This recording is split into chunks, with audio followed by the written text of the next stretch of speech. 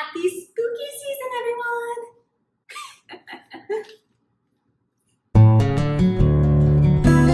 Hey, welcome back to my channel. And yes, if you're thinking, hey, I've seen that outfit before in your September unboxing, you are correct, because I look really cute today and I'm filming those videos and I didn't want to change. So you get this kind of snazzy, cute look twice. Congrats. Also, just want to take a moment to give a shout out to my college's local coffee shop, Concord Coffee. If you're ever in the Lakeland area, go visit them. They're amazing. Super sweet people, super cute shop, and good food. So today I had a caramel latte, and this one is a coconut latte, and it's delicious. And a testament to how good they are is even my friend, who does not like coffee, enjoyed the coffee today. So yes, that is your little non-sponsored advertisement to go support your local coffee shops. And if you are in Central Florida, Lakeland, Concord. So yes, welcome to my spooky season TBR 2021. The goal this year is to read more spooky books than I did last year, because I read one. So this year it's fall themed, ready to go. And Beetlejuice here is here to help me out, because for me, Beetlejuice is all season long, but the only time I can display him without being judged is October, so here we are. So you're gonna go right here. Oh, yes, perfect.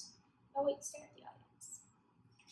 So I have 5 books to talk to you about today. Really 4, because one of them that I have to read this month is Jade Fire Gold, the arc I received, because this is coming out October 12th, and I need to get it read because I have to. So I meant to read this in September, and considering it's on this TBR, you can tell it didn't happen.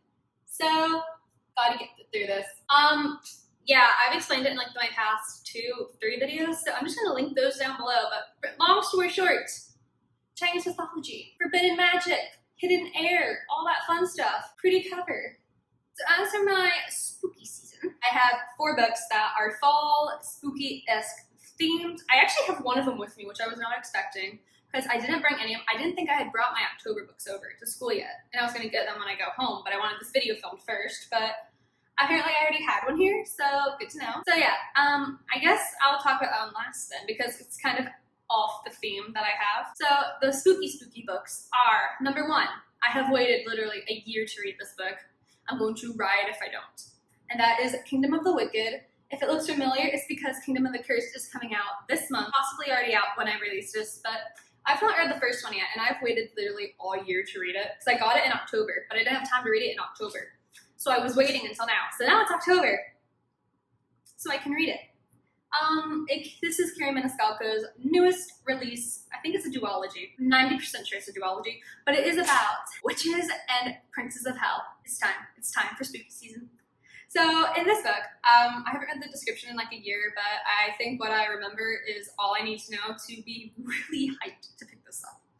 We have twin witches, and one of them is brutally murdered, and the other one is out for revenge against her, and along the way, she runs into an unlikely ally, Wrath, the Prince of Hell, who she has been warned to stay away from.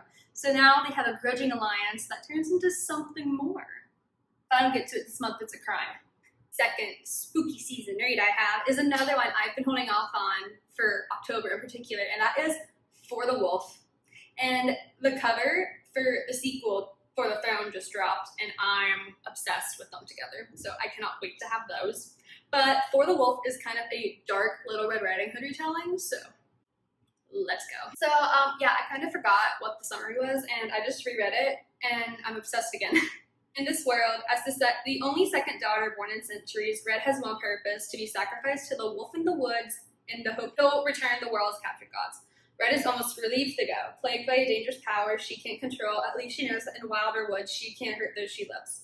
Again, but the legends lie. The wolf is a man, not a monster. Her magic is a calling, not a curse, and if she can't learn how to use it, the monsters the gods have become will swallow the wilder wood and her world whole. And yeah, the first daughter is for the throne, the second daughter is for the wolf, and I'm obsessed. I'm ready. Let's go. And this next spooky season read I have isn't out yet, And I mentioned it in my anticipated releases video, which should be out by now, so I'll link that below. And that is The Gilding Cage, the sequel to The Prison Healer, and I'm so ready. I'm so ready.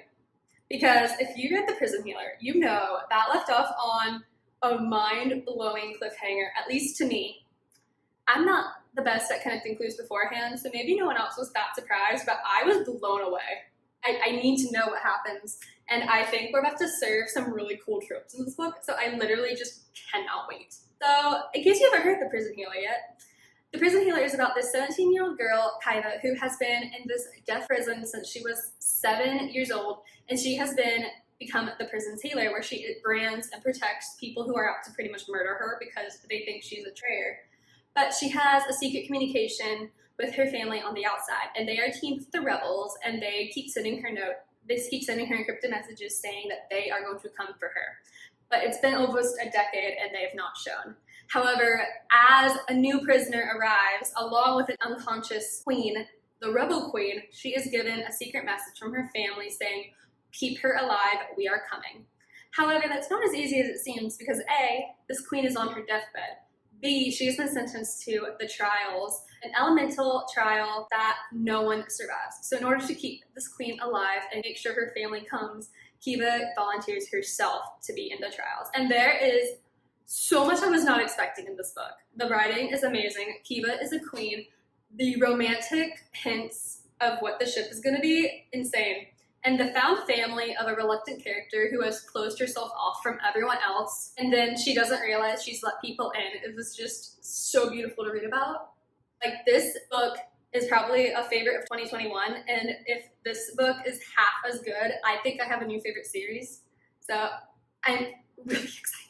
And then the last book I have, it's not as spooky, but Haley from Haley and Bookland recommended this last year as one of her fallish reads because she said the vibes were very autumn, fall, mystery. So I'm picking it up because it's a contemporary and I don't have any contemporaries on this TBR. So I'm going to try to pick up Serious Moonlight by Jen Bennett, and I read Chasing Lucky in February and I really did enjoy it. I like her writing style. So I'm very intrigued to read this one. And literally it's been almost a year since I've read this description because I got it for Christmas in my 2020 Bookmas haul. If you know, you know. If not, it's down there linked. You won't regret it. Oh, I did not even remember any of that. So we have a kind of mystery writer who has lived a very sheltered, isolated life. So she's kind of taken on the persona of being a detective and trying to figure out the lives of people around her. And so the summer before college, she takes a job. So before college starts, she takes a job at this hotel kind of by a graveyard, and while there's this guy that kind of is there to help kind of break her out of her shell and go on this adventure with her, because while she's at this hotel, she discovers that a reclusive mystery writer that has pretty much not been seen in years is staying at this hotel. So now she's in a real life mystery that she's pretty much always dreamed of having. So I just heard this book was pretty fall-esque. Honestly, this is like the chill fall vibe that I really do love. Like, my favorite part of fall isn't getting scared. Hence why you will never see a horror on this TBR, or ever. I am kind of intrigued of getting into thrillers, but I'm saving those for November, actually, because I don't want to read them alone, and I'll have Thanksgiving break to go home and read them, so that's why I'm saving thrillers for November. But I love just the autumnal vibes of fall. So, like, I love the gothic, black lace, dark waltzes, and I love just the kind of light contemporary mysteries. And I just think I'll have a really good time with this, and it will be kind of a cool little palette cleanser from the 3 fantasy books I have, if that makes sense. But yeah, I'm looking forward to reading this because I've not read a good little contemporary in a hot minute. Alright, so me and my co-host Beetlejuice, thank you very much for tuning in to my spooky 2021 October TBR. Let me know in the comments below. I'm gonna set you down now. Let me know in the comments below what you are planning to read in October. Are you going the kind of contemporary, low-key mystery route? Are you going horror thriller, or are you doing dark-ish fantasy, kind of like me? I'd love to know. I'm intrigued because everyone treats this season kind of differently on what their reading tastes are, so I would really love to know what you are in the mood to read this October. And if you like this video, please consider liking and subscribing to my little bookish community here. I'd love to have you, and if you want to find me out, some of my social medias are linked below. Until next time, I'm Kay. Thank you so much for watching, and I'll see you soon. Bye!